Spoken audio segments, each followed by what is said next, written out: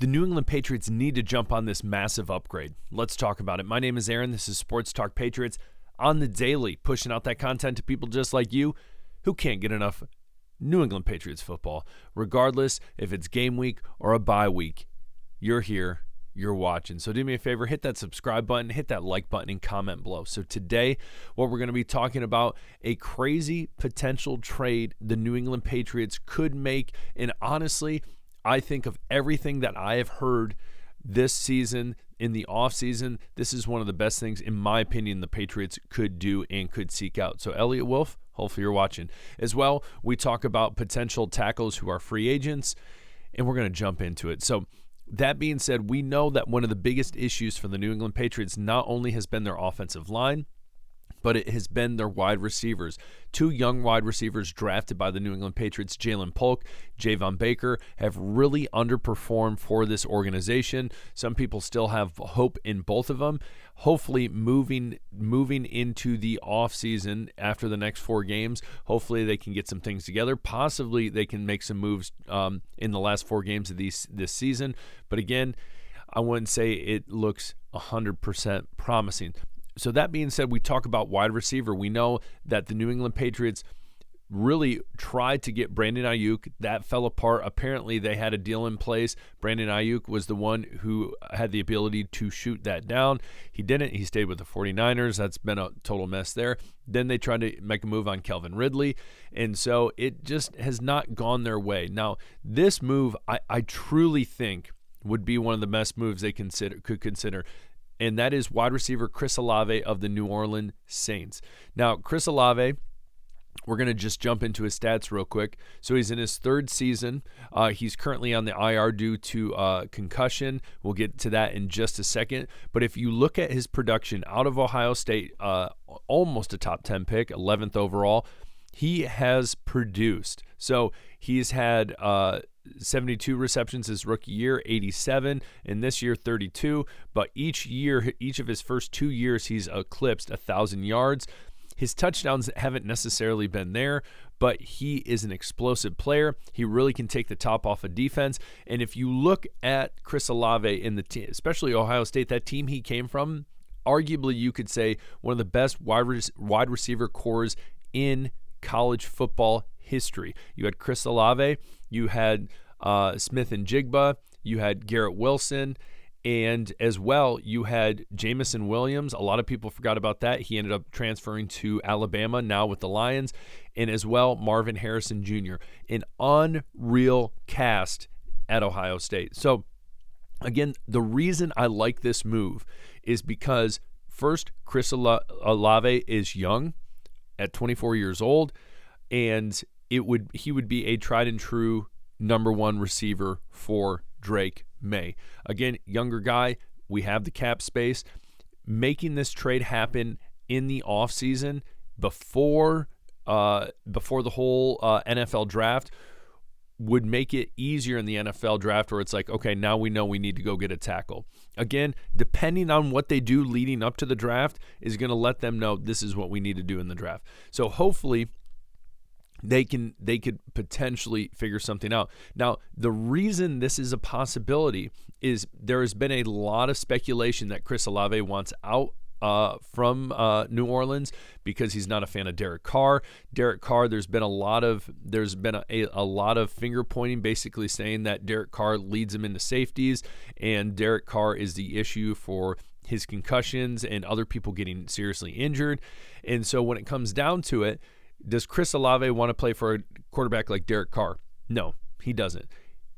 Now, would he rather go to a team that probably has a little more potential than the New Orleans Saints in the Patriots, an organization that you could say definitely has a lot more history, definitely a lot more Super Bowls, but is in that rebuild? I feel like you look at the Saints, and I don't really even know what's going on with the Saints. Is Derek Carr their quarterback? In my opinion, no. Do they have some young talent? Sure, they have some young talent, but then you look at Alvin Kamara. He is getting older. I don't know how much time he has left, but this team, in my opinion, feels like it is falling apart. It's well past the potential it had to make the playoffs, and so I don't see that happening. Now, again, Chris Olave, young, I think would be great. You have him, number one. You have Kayshon Boutte. You have Pop Douglas as well. Maybe Jalen Polk turns it around. Who knows? But that would be a start for this offense. Now, another potential for Chris Olave was the Chargers. Now, we know that the Chargers picked up good old Lad out of the draft that a lot of people were like, they wish that the Patriots would have taken him.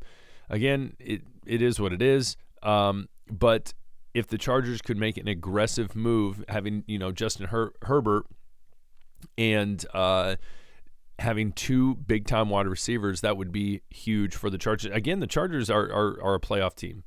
Chargers are most likely going to the playoffs. And so, again, this is all, yes, speculation. But, again, you see speculation all the time when it comes to players and where, potentially they could land, what could happen, what they're thinking, all this stuff. But I think of everything I've read, this is one that I really, really like. I do like the guy out of Arizona, but when it comes down to it, if this can be figured out before the draft, a lot more pieces will fall into place. Again, Chris Olave, tried and true. We know he is great. So comment below. Tell me what you think on that. Is it a no on Chris Olave? Is it I don't want to pay him this much money? But again, you're going to have to eventually pay anyone. And the Patriots have the cap space. They have the cap space. He's a young guy. Lock him in. I would find it interesting. I think Elliott Wolf really needs to consider this. I think it would be great. Now, comment below. Tell me what you think. Next, we talk about not potential, but free agents coming up that are offensive tackles in the NFL. We know that is the biggest spot. The biggest need for the Patriots is a tackle. So, handful of guys. Now, the one issue, and we've talked about this before, that a lot of these guys are older, and honestly, they're probably willing to, like Ronnie Stanley, probably going to be willing to take he'll get paid. He's going to get paid, but when it comes down to it, he's going to want to stay for a team like the Ravens that, again, year in, year out, have been in the conversation of, hey, they could win the AFC, they could win a Super Bowl. So why would he leave there? So honestly, I don't think that's going to happen. Alaric Jackson, younger guy. Honestly, the Rams would be incredibly stupid if they did not re-sign him, especially with an aging quarterback. Really need to protect him. So I think that's most likely no. Tyron Smith is an interesting one. He went to the Jets. We all know how the Jets season went. Absolute blunder. Fun to watch. Anyways, especially for a team that everyone was like, they could go to the Super Bowl with Aaron Rodgers. Well, tell me how that's going. So anyways, you look at Tyron Smith, he could have a couple options. He's on the IR right now. He hurt his neck. He could go right off into the sunset and retire.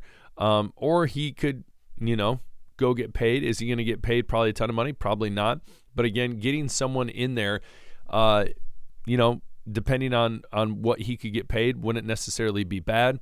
But again, I don't think this is more of a Band-Aid, and so I don't necessarily like that. Garrett Bowles, he's not leaving Denver. There's no way they don't re-sign him. Cam Robinson, this is an interesting one, and apparently the Patriots were in discussions with the Jaguars before the trade deadline. Nothing ever happened. He ended up going to the Vikings. Whether or not he's been injured, suspended, he's only played one full season. So this is an interesting one. Do you want to bring someone in during a rebuild that it just doesn't seem like necessarily going to be a leader or is going to have all of his ducks in a row? No, probably not. Morgan Moses, similar to Tyron Smith, and older. You see all these ages, 34. I mean, Cam Robinson and I believe Jackson are the only ones that are under 30 years old. And so, do you want to go pay an older, someone who's in their 30s, early 30s, almost mid 30s, a decent amount of money? I don't know. Probably not. I would rather get someone on a rookie contract, but that's just me. But again, this all goes back to what the Patriots are going to do in the offseason. If they go and try to make a trade for someone like Chris Olave and That came out of nowhere. Always two. My fault. Bless me. So anyways, Chris Olave, if they made a deal like that, listen, let the dominoes fall, see what happens in the draft. You know what you need from that point. You got your wide receiver, move on to offensive tackle. But it could be vice versa. But again, I would rather have someone like Chris Olave than going to sign one of these older guys that who knows if they're going to be able to, how long they're going to even be on the team. So again, comment below. Tell me what you guys think about Chris Olave, these tackles who are free agents, draft, whatever the heck you want to talk about. It's the bye week. So just drop something in the comments. Hit that subscribe button on your way out. We'll talk later. Peace.